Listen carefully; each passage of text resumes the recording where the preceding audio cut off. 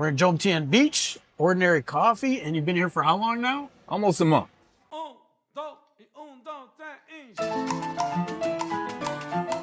What's up, guys? Greeny with Charles.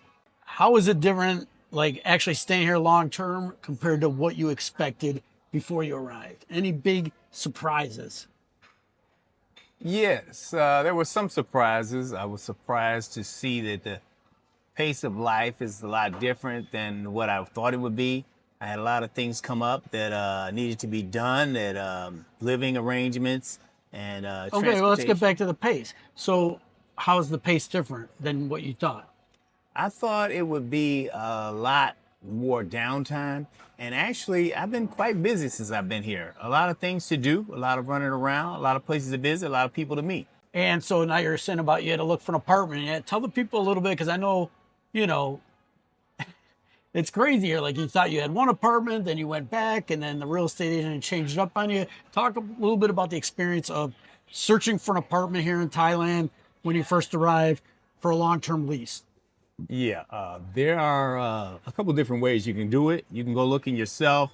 If you've got any contacts at all, you can talk to some condo managers, and they can work out a contract for you. Or in some cases, you have an agent who takes you around and shows you different condos for sale or for rent or for lease. And in my case, I initially started out with an agent who was showing me places. I saw a place that I liked, and a condo I liked, and I wanted to go ahead and set up a long-term lease, a one-year lease. And as it turns out, upon the day and time for signing the contract, the price was different. The price had risen 1,000 baht per month, which I thought was a little significant. Also, the terms of the deal was different. I had to do 2 months security deposit along with the first month's rent. And I didn't like that idea so much of things changing at the last minute. So I had a few contacts and got in touch with a woman who's a manager, a leasing manager for a condominium unit. And I went and looked at that, and that was much more to my liking.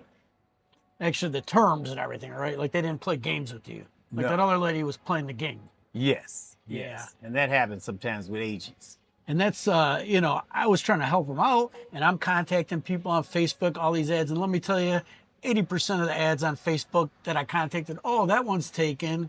You know, oh, I got this other one, you know, like everything. Like, why do you still have your ad on Facebook if it's taken? Like, they like to play a lot of games in the real estate business here. You know, it's hard to find somebody that's real reputable that's going to show you around and everything. So, okay, you did that. And then I know I was after you to get a motorbike. So how did that work out? We did that one video where you were kind of test driving everybody's motorbikes. What'd you end up doing with the motorbike? I wound up going to a motorbike shop where they rent motorbikes out. I decided to rent first rather than to purchase for obvious reasons. I want to make sure this bike is going to be right for me. Purchasing seems like such a permanent decision. And so I said, well, let me rent first. And after trying out a few different motorbikes, I decided to rent a motorbike. What'd you get? I got a Yamaha 155. It's An Airx? yes, it is. You got to do everything. You got to copy everything I do, don't you? Different colors. First, oh yeah. But tell them what color you could have got. I could have gotten the same exact color as yours. There were a choice of two bikes. Right. And I saw one the same exact color as yours. And I said, no, let me go a little different. So I got a different color. So you purposely didn't get that one because you didn't want to totally have the exact same thing I did. No, I totally didn't want to do the same. You've been here a month and you still haven't hit Central Pattaya like at night, have you? It's like, well, I mean, you've done that in the past, so you've kind of, I guess, got that out of your system. You're in the Pratamnak area, right? And you like that kind of vibe there. Like, what do you like about that compared to staying, like, I know one time you were here, you stayed at that Holiday Inn on Soy Buakhao. Like, can you compare the difference of staying at Soy Buakhao to like Cozy Beach area or Pratamnak or wherever you're staying over there? I found that Central Pattaya is just a little too busy for me. I like it, but it's a little too busy and too loud at night. If you want to get your rest at night, you don't want to be in Central Pattaya where all the parties and all the bars are late open and It's too and much all the temptation. action. And there's a lot of temptation there, let me tell you. So Yeah. I decided to go to Pratamnak. It's kind of considered like the Beverly Hills of Pattaya. So it's a little bit removed. I'd call it the Huntington Woods of Pattaya. Perhaps. But Beverly Hills. No, people do say that, but come on, really? Yeah, but actually, it's a little more family oriented, a lot quieter, a little less traffic also. So I think I prefer that, and some great views also. I like the views, and I like the general vibe of the community. Now it's quite a melting pot. You got Russians, probably some Chinese, some, a lot of different ethnicities and nationalities there. But, any problems with any other people there, or everybody's kind of cool vibe? You met people from other countries. Like, how do you like uh, the ethnic, multicultural mix of the area? I love it because it reminds me of where I'm from, which is Detroit, and you have a lot of different cultures, a lot of different races, ethnicities. They all blend together, and when you've got a good mix and people respect one another, it works out just great. I like it. Yeah. Plus, I know you're a big foodie like me, so you definitely got to like to be Oh, able to get some Middle Eastern or Indian or, well, we just had Italian food for lunch today. I met you at Frankie's and show you guys the pizza that I just ate. that's a huge plus. Just having different types of food, different ethnic foods there to choose from. I love that.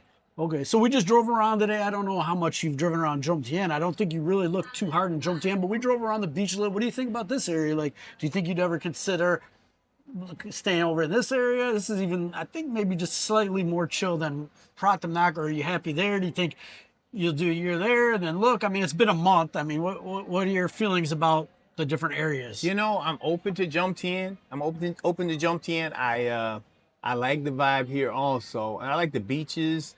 I like the beach road area. I like the fact that they have a mall. Hey, Charles, is there anything Close. you don't like besides me? Well, I tell you what, All I right, do. tell me something that like you're like, oh, I kind of don't like this. Like, what don't you like since you've been here so far? I Generally, think the lack of they do have gyms, but the lack of modern equipment in some of the gyms, like in my condo, the gym in my condo is got older equipment. It works, but it's older and it's small, very small. It's one of the what few about things. some of the cultural inconsiderateness of some patrons in the gym? You were telling me about that, and what's Yeah. funny is you told me that, and my other buddy lives in one of these brand new big ones that he's paying a lot of money, and he says he goes in the gym and runs into the same issue.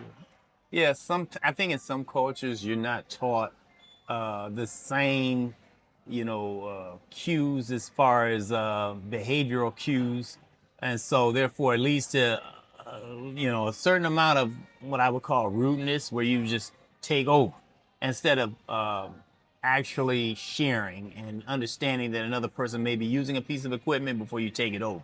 Yeah, they rush into stuff. My buddy was telling me that he goes in his gym and some dude has like his towel on one bench, something on another. Like he's taking up three pieces of equipment and like, hey bro, you using that? And like, yeah, I'm using that. Yeah, like, no, dude. I mean, like gym culture. I don't in America anyways. Like you're using this equipment. Like you don't get to take four pieces of equipment when a gym's busy at a certain time. Like it's total kind of Right. rudeness. It is rude, and I'm not sure if that's just because see, I never really was a member of a gym in the last 10 years in the States. I had my Yeah. own personal gym, so I use all my equipment myself. But maybe that's just a gym thing. I'm No, not sure. it's a cultural thing because Perhaps.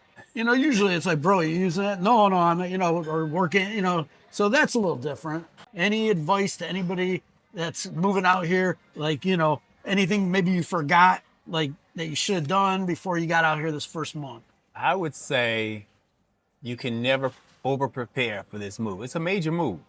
Pack your patience. Be prepared that things may go at a slower pace and may have a lot more red tape and a lot more people that documents have to pass through before you Yeah. get there. So just be prepared for all of that. You can never over prepare for a big move like this. Yeah, I think that's good advice. If you're ever going to move to Thailand or Colombia or any kind of developing country, some of that stuff is super developed here. Like Bangkok is more developed than any city I've ever been in America. But some of these other areas, they just do things a little bit what we would consider backwards, but they like, to still have triplicate and do things a certain way and slow and document everything. So you got to have patience. But you know what? You're retired. You got all friggin' day, all week, all your life. So Don't sweat it. I mean, it does get frustrating at times, but then you think about, you know what? I'm in friggin' paradise, so who gives a fuck, right? Yes. And also be respectful of the culture of that nation or that country that you're joining. You are a visitor, a guest in that country, so behave as such. All right.